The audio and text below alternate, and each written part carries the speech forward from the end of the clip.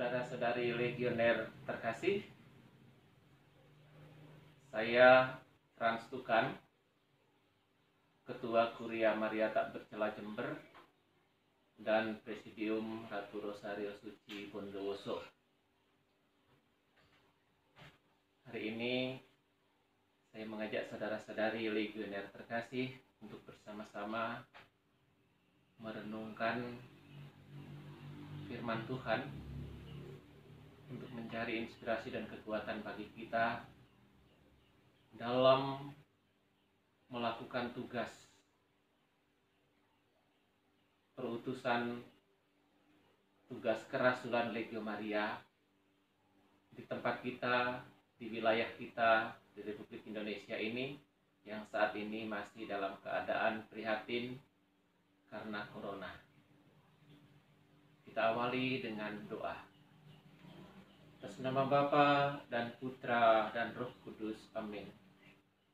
Kami memuji dan meluhurkan keagungan-Mu ya Tuhan dan Allah kami, bersama dengan Yesus Putra-Mu, Tuhan kami, bersama Bunda Maria yang Engkau pilih untuk menjadi ibunya, yang sekarang menggerakkan kami para legioner untuk berkarya dalam karya kerasulan, mendampingi umat yang bermasalah. Semoga karya yang telah ditanamkan ini tetap berjalan dengan sebaik-baiknya. Gerakkanlah hati kami dengan terang roh suci-Mu dan semangat-Mu, supaya kami dapat menangkap pesan-pesan firman-Mu dalam renungan sore hari ini. Atas nama Bapa dan Putra dan Roh Kudus, amin. Saudara-saudari, saya mengajak saudara-saudari untuk bersama-sama membaca Injil hari ini dari Injil Matius bab 24 ayat 1 sampai 13 tentang perumpamaan gadis-gadis yang bijaksana dan gadis-gadis yang bodoh.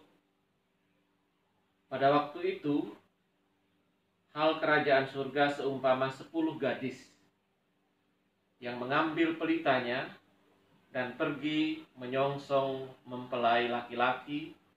5 diantaranya bodoh dan 5 bijaksana. Gadis-gadis yang bodoh itu membawa pelitanya, tetapi tidak membawa minyak. Sedangkan gadis-gadis yang bijaksana itu membawa pelitanya dan juga minyak dalam buli-buli mereka. Tetapi karena mempelai itu lama tidak datang-datang juga, mengantuklah mereka semua lalu tertidur. Waktu tengah malam, terdengarlah suara orang berseru, "Mempelai datang, songsonglah dia." Gadis-gadis itu pun bangun semuanya, lalu membereskan pelita mereka. Gadis-gadis yang bodoh berkata kepada gadis-gadis yang bijaksana,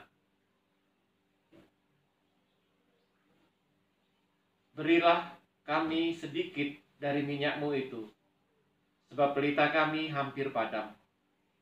Tetapi jawab gadis-gadis yang bijaksana itu, "Tidak, nanti tidak cukup untuk kami dan untuk kamu. Lebih baik kamu pergi kepada penjual minyak dan beli di situ."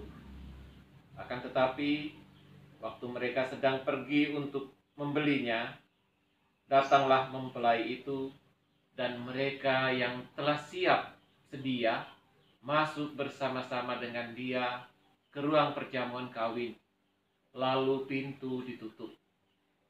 Kemudian datang juga gadis-gadis yang lain itu dan berkata, "Tuan, Tuan, bukakanlah kami pintu."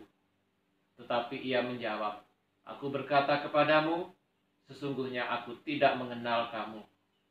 Karena itu berjaga-jagalah, sebab kamu tidak tahu akan hari maupun akan saatnya." Romo, suster, dan saudara-saudariku legioner terkasih dimanapun berada, kalimat terakhir dari perumpamaan ini Tuhan Yesus berkata, "Karena itu berjaga-jagalah, sebab kamu tidak tahu akan hari maupun akan saatnya. Sebagai legioner, kita diajak Bunda Maria untuk senantiasa berjaga-jaga. Berjaga-jaga dengan selalu menyiapkan minyak dalam buli-buli agar pelita kita tetap menyala sampai mempelai datang. Apa itu pelita? Pelita yang ada pada kita tidak lain adalah kuasa Tuhan Yesus yang sudah ada di dalam diri kita, tertanam di dalam diri kita saat kita menerima pembaptisan suci.